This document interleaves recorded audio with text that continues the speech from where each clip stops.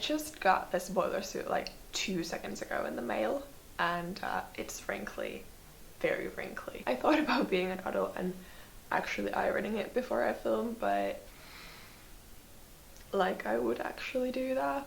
I guess that's just our vibe today. Okay, whatever. Hello friends and welcome back to my channel. So today we're finally back to finish off the Harry Styles sweater cardigan inspired thing that we're making.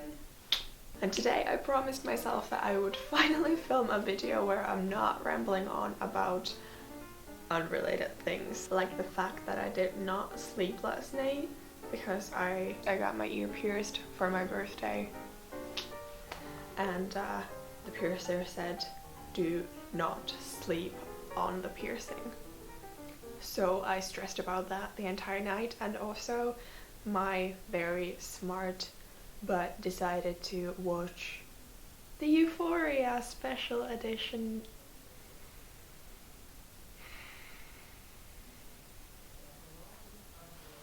That's the stuff that people vlog about, right? Should I? I kinda wanna. You know, it's isolation time. I'm not seeing a whole lot of people. This camera really starts to feel like a friend after a while. So, stay tuned for that, I guess. I've got no idea what I'm doing. Okay, great. Let's hop into the sweater. So, in part 1, we left off with all of our squares complete. I ended up making 78, I think, yes. So I got a question about how much yarn I ended up using for this project, and for the squares it was about 1,000 grams, a kilogram. It's heavy, I know. And for the ribbing, etc. that we're doing today, less than 300 but more than 200, so about there.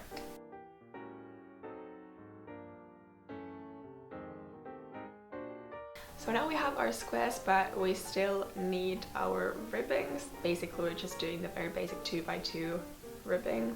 You cast on whatever amount of stitches that you need. I'm gonna pop it on the screen. So basically you're just gonna cast that on. Always use an even number of stitches when you're doing 2x2 ribbing, because you're going to be doing 2 knits, 2 purls, and just continuing in 2s. Yeah. That is basically what you do after you have cast on all of your stitches. You insert your needle as you would when you're doing a basic knit. You make those 2 first knit stitches, and then you switch your working yarn to the front, make 2 purls like so, and then just continue on with the pattern until you've reached the end. So for the cuffs and the hem, I made about 8 centimeters, and for the collar I believe it was like 17. I'm gonna pop that on the screen as well so you can have a look for yourself, because I'm obviously once again ill prepared for this video. What else is new?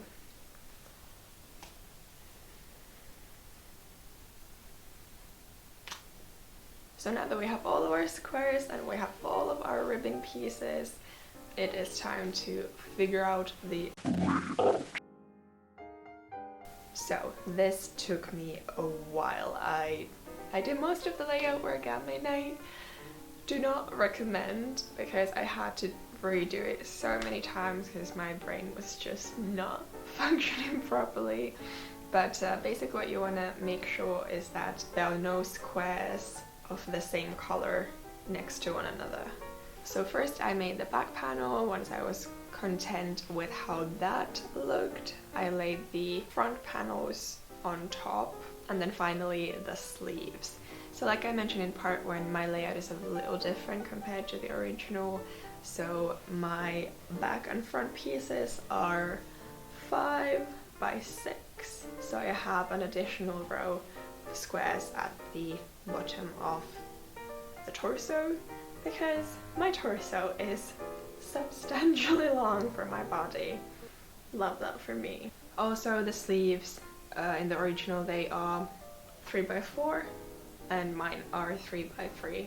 So once you've done the mental gymnastics and you've got the layout ready, you've got everything right side out, make sure that you do. I had to redo it 3 times because I was always sewing them on wrong side out. Love that. Then you can finally put everything together. So I started putting it all together with the back panel. So I had all my squares laid out in front of me, and I first took the horizontal lines. And here, I don't know, let me Google. I'm sure these stitches have like names. Do they?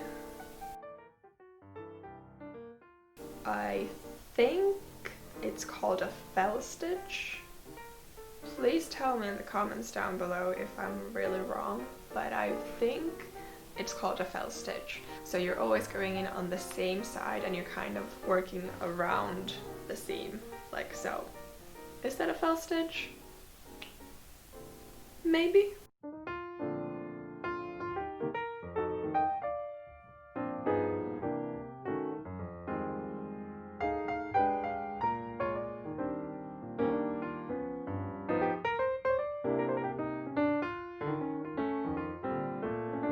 I'm gonna show you right here. It creates this very nice visible seam. I think it's a very nice addition. It's something to look at, something interesting in the pattern. You do want to be really careful that you're placing your stitches evenly so that it will look precise. A good way to do that is by always going in through the knitting stitches that we have made while making the squares. So that way you can kind of let those stitches guide you through the sewing. So when sewing the vertical seams, I figured I don't want those to show. It was very much harder to place those evenly, so I didn't want them to show at all. So I used a basic running stitch to make that seam as invisible as possible, and that's the stitch that I also used for attaching the sleeve to the body. And then we already have a cardigan constructed. So to finish it off, we still have to attach the ribbing, and I also used the running stitch to do that. I feel like that leaves the seam very clean and rather invisible, so it's a good choice for these kinds of seams. I do recommend attaching the cuffs before you sew the side seams together. And just like that, we are finished. Almost. I still have not figured out how to make the buttonhole bands, or I made them and then they were too long, and then I was like, well, okay, let's just see how it looks with the buttons. I have these very cute buttons I'm gonna show you. Like, this is what I'm working with. Super cute, right? But when I put it on, it just tugs so much because it's so heavy. It's just not working, and they are way too long, so I'm gonna have to rip it apart once again. I figured even though I don't have the button bands, I still wanted to make this video now because I have no idea how long it will take me to figure that out, if I ever even will. But I'm gonna figure out what I'm gonna do, and then I'm gonna inform you on here or on Instagram or whatever. So if you're not following me, definitely follow me there for updates on everything considering this and any future projects that might be coming up. But okay, with that said, we are done for the day.